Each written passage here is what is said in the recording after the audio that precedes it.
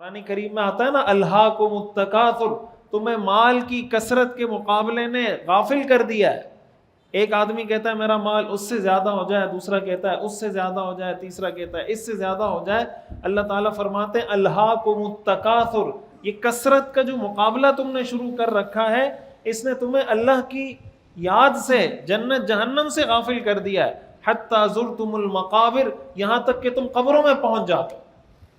یعنی مقابلہ رہتا ہے. حدیث میں آتا ہے نا کہ لو کان لابن آدم وادیان من ذهب لابتغى ثالثا، اگر ابن آدم کو سونے کی 2 وادیاں دے دی جائیں تو وہ کہے گا تیسری بھی مل جاتی.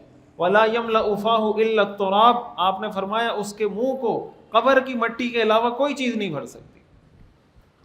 تو انسان کا منہ اس وقت بھرتا ہے، انسان کا پیٹ اس وقت بھرتا ہے جب وہ قبر میں پہنچ جاتا ہے. قرآن کریم میں اللہ تعالیٰ نے یہی فرمایا الہاکم التکاثر، کہ تمہیں اس تکاثر نے، کثرت میں مقابلہ کرنے نے غافل کر دیا ہے. حتی زرتم المقابر، یہاں تک کہ تم قبروں میں پہنچ جاتے ہو. اور حدیث شریف میں آتا ہے ویسے تو یہ مقابلہ سب کے لیے خطرناک ہے، لیکن جیسے جیسے انسان کی عمر ڈھلتی جائے، جیسے جیسے عمر بڑھتی چلی جائے، تب انسان اگر تب بھی اس مقابلے میں لگا رہے یہ زیادہ خطرناک ہے.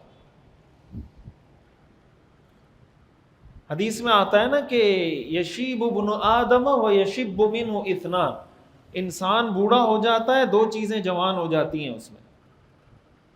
یشیب ابن آدم و یشب منہ اثنان، ابن آدم بوڑھا ہو جاتا ہے اور 2 چیزیں اس کے اندر جوان ہو جاتی ہیں. 2 چیزیں کیا؟ الحرص علی المال والحرص علی العمر، ایک مال کی حرص، ایک عمر کی حرص. جب انسان بوڑھا ہوتا ہے رسول اللہ صلی اللہ علیہ وسلم نے فرمایا 2 چیزیں اس میں بڑھ جاتی ہیں، زیادہ ہو جاتی ہیں. وہ 2 چیزیں کیا ہیں؟ ایک مال کی حرص بڑھ جاتی ہے کہ وہ کہتا ہے اب تو مجھے بیٹھ کر کھانے کا موقع ملا ہے، ساری زندگی محنت کی ہے تو اب بیٹھ کے انجوائے کرنے کا ٹائم ملا ہے. ایک تو وہ چاہتا ہے کہ میری عمر، ہر انسان چاہتا ہے، لیکن جب عمر زیادہ ہو جائے وہ زیادہ خواہش رکھتا ہے. حدیث کا مقصد یہ ہے کہ انسان کو جب اس کی عمر زیادہ ہو جائے اس کو مال کی حرص سے زیادہ اپنی آخرت کی فکر کرنی چاہیے. آخرت کی فکر سب کو کرنی چاہیے. حدیث میں آتا ہے نا کہ 3 لوگ ہیں جن کو اللہ قیامت کے دن رحمت کی نظر سے نہیں دیکھے گا. ان میں ایک وہ غریب جو تکبر کرتا ہو، عائل مستکبر، وہ غریب جو تکبر کرتا ہو. دوسرے نمبر پر وہ بوڑھا جو بڑھاپے کی حالت میں زنا کرتا ہو، اور تیسرا وہ بادشاہ جو جھوٹ بولتا ہو. یہ 3 وہ لوگ ہیں جن کو اللہ قیامت کے دن رحمت کی نظر سے نہیں دیکھیں گے. تو تکبر تو ویسے ہی برا کام ہے، لیکن غریب آدمی کے لیے تکبر کرنا ڈبل برا کام. زنا کرنا ویسے ہی کبیرہ گناہ ہے، بوڑھے آدمی کا زنا کرنا ڈبل گناہ ہے. جھوٹ بولنا ویسے ہی گناہ ہے، بادشاہ کا جھوٹ بولنا ڈبل گناہ ہے. تو یہ جو یہ جو صحابہ کرام کو اللہ تعالیٰ نے فضیلت عطا فرمائی ہے نا، اللہ تعالیٰ نے قرآن کریم میں جو بھی بات ذکر کی ہے ہمارے درس کے لیے، ہمارے سبق کے لیے ذکر کی ہے کہ تم اس سے سبق حاصل کرو. یہ ہماری ذمہ داری بنتی ہے کہ معاشرے میں ہم یہ کوشش کریں کہ ہم خیر کے کام کو پھیلانے والے بنیں.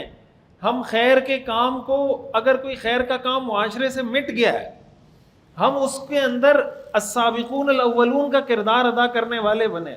مثال کے طور پر کوئی ایسے گھرانے سے تعلق رکھتا ہے کہ اس کے گھر میں کوئی نماز نہیں پڑھتا، سارے گھر والے بے نمازی ہیں، تو اس کو چاہیے کہ وہ یہ عزم کرے کہ میرے گھر میں کوئی نماز نہیں پڑھتا، میں نماز پڑھوں گا.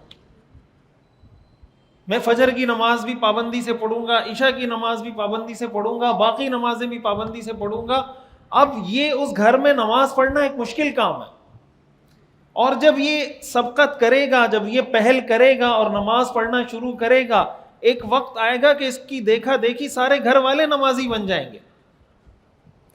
پھر اس وقت نماز پڑھنا آسان ہوگا. جو شروع میں یہ فجر کی نماز کے لیے اٹھ رہا تھا اور گھر میں ماحول نہیں تھا تو یہ مشکل تھا. اس کا فائدہ یہ ہوگا کہ گھر کے اندر جتنے لوگ نماز پڑھ رہے ہیں ان سب کی نماز کا ثواب اس کو ملے گا. یہ ہے السابقون الاولون. کسی گھر میں مثال کے طور پر ایسا ماحول ہے کہ گھر کے سارے لوگ حرام کما رہے ہیں، بھائی بھی حرام کما رہا ہے، باپ بھی حرام کما رہا ہے، بہن بھی حرام کما رہی ہے، کوئی سود کما رہا ہے، کوئی رشوت لے رہا ہے، کوئی کرپشن کر رہا ہے، ایک ایسے گھر سے ایسی فیملی سے وہ تعلق رکھتا ہے. اب اس کے لیے اگر وہ چاہتا ہے کہ میں السابقون الاولون کے راستے پہ چلوں، جن کے لیے قرآن میں اللہ نے کہا جو ان کے راستے پہ چلے گا رضی اللہ عنہم ورضوا عنہ، اللہ ان سے بھی راضی ہے. اب اس کی ذمہ داری ہے کہ یار میرے گھر میں سارے لوگ سرکاری آفیسر ہیں، کوئی رشوت لیتا ہے، کوئی کرپشن کرتا ہے، کوئی حرام کھاتا ہے، کوئی سود کھا رہا ہے، میں آج سے یہ عزم کرتا ہوں کہ میں حرام نہیں کھاؤں گا. اب جب وہ یہ عزم کر لے گا، اس کا مطلب اس نے اپنے گھر کے اندر ایک ایسی سنت زندہ کی، شریعت کے ایک ایسے حکم کو زندہ کیا جو اس کے گھر میں مردہ ہو چکا تھا. یہ السابقون الاولون میں شمار ہو جائے گا، یہ ان صحابہ کا پیروکار شمار ہوگا، ان صحابہ کے نقش قدم پہ چلنے والا شمار ہوگا جنہوں نے حضور علیہ الصلوۃ والسلام پر سب سے پہلے ایمان لایا.